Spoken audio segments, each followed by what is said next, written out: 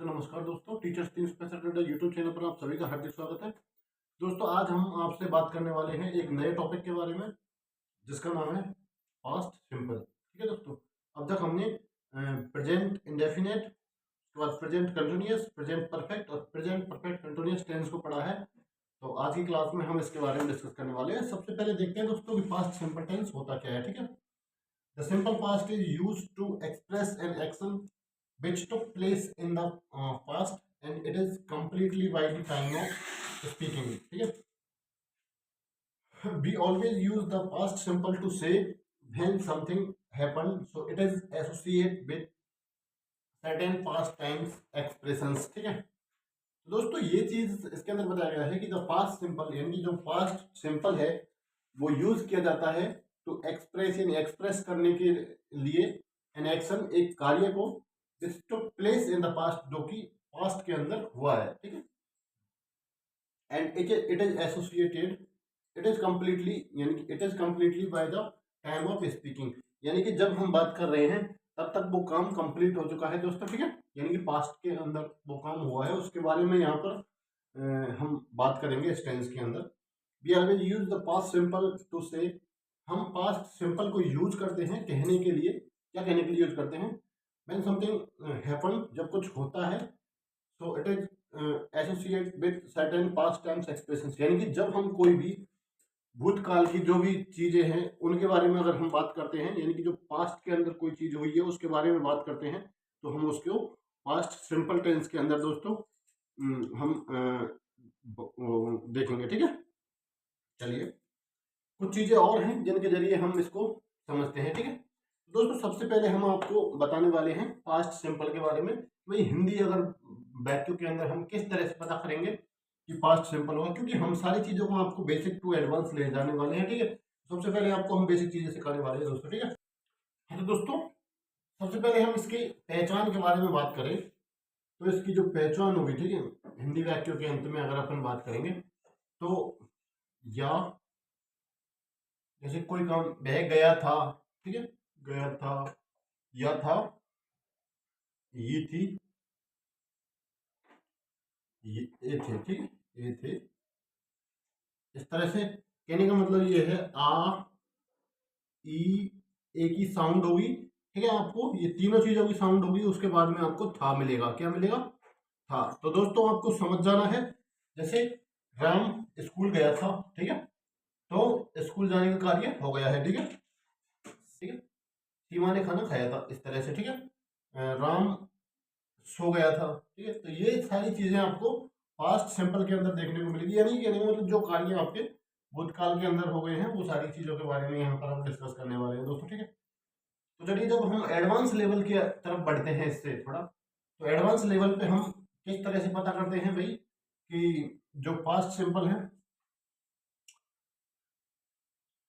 तो दोस्तों हिंदी वाक्यों के अंत में अपने ये देख लिया था कि ये चीजें आपको हिंदी वाक्यों के अंत में होंगी, तो ये तो आपको बेसिक चीजें हैं जो आपको छोटे लेवल में देखने को मिलेंगी। लेकिन अगर हम हायर एडवांस लेवल की तरफ जाएं तो आपको कुछ चीजें ऐसी हैं जिनको जानना होगा दोस्तों। ठीक है, तभी आप इंग्लिश के अंदर सेंटेंस कर पाओगे, यानी कि। ठीक है, तो दोस्तों वो चीजें आपको हम बता देते हैं कौन कौन सी हैं। ठीक है, देखिए दोस्तों, अगर आपको सेंटेंस के अंतर्गत यस्टरडे मिलता है, यस्टरडे, ठीक है, एगो,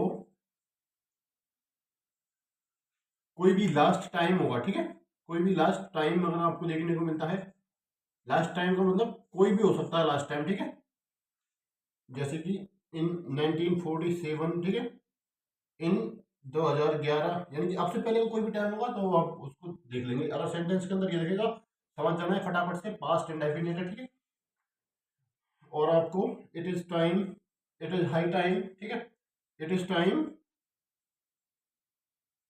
it is time, it is high time, once,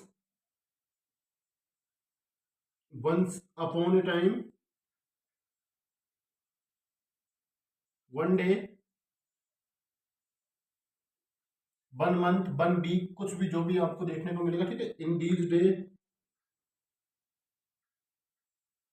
day, in these month, in these year, कुछ भी, और देन। ठीक है, अगर ये चीजें आपको देखने को मिलती है दोस्तों, तो आपको ये कीवर्ड्स है एक तरह से, ठीक है, क्या है, कीवर्ड्स। इन चीजों को अगर आपको इंग्लिश सेंटेंस के अंदर ये चीजें देखने को मिलती है, तो आपको फटाफट से समझ जाना है कि ये आपका पास्ट सिंपल है, ठीक है। इस चीज को आपको दोस्तों याद रखना है, ठीक है। तीन चीजें और है दोस्तों जिनके जरिए आपको पता लगेगा कि पास्ट सिंपल टेंस कौन सा है, और वो ही कॉमन मिस्टेक्स आपको एग्जाम के अंदर देखने को मिलेगी उन्हीं चीजों से। पहला, अगर रेपिटेशन हो रहा है किसी सेंटेंस का, ठीक है, सेंटेंस के अंदर किसी चीज का रेपिटेशन हो रहा है, तो आपको वो चीज पास्ट सिंपल के अंदर देखने को मिलेगी दोस्तों। दूसरा, अगर किसी फिनिश वर्क के बारे में बात कर रहा है, तो वो चीज आपको पास्ट सिंपल के अंदर देखने को मिलेगी। और किसी भी पास्ट हैबिट के बारे में अगर वो बात कर रहा है, तो वो भी आपको पास्ट सिंपल के अंदर देखने को मिलेगी, ठीक है दोस्तों। तो ये तीन चीजें हैं, इनसे आपको क्वेश्चंस बनते हैं वहां पे, ठीक है, कंपटीशन के अंदर। तो ये चीज आपको याद रखनी है।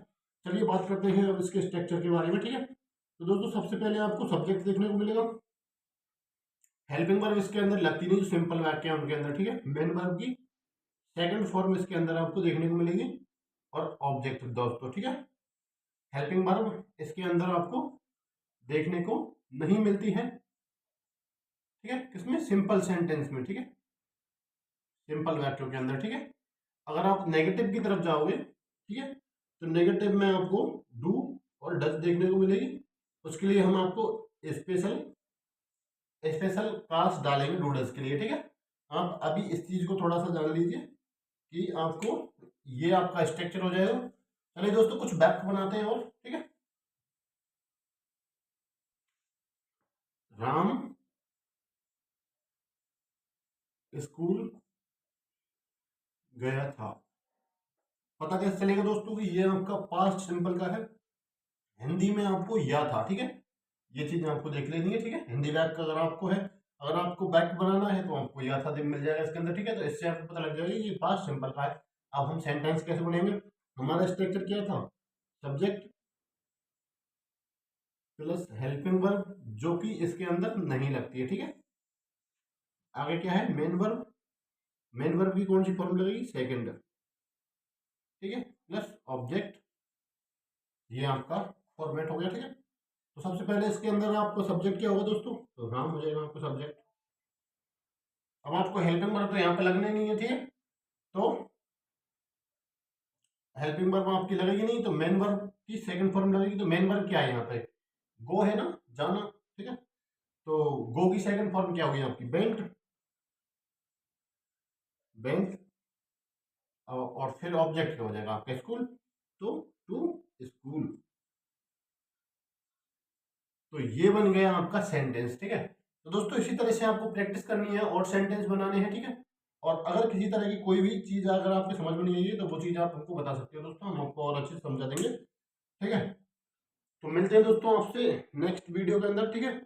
लेकिन प्रैक्टिस कीजिएगा, सेम इसके बारे में आप बैक बनाइएगा, तो आपको और सहूलियत होगी इसके अंदर, ठीक है।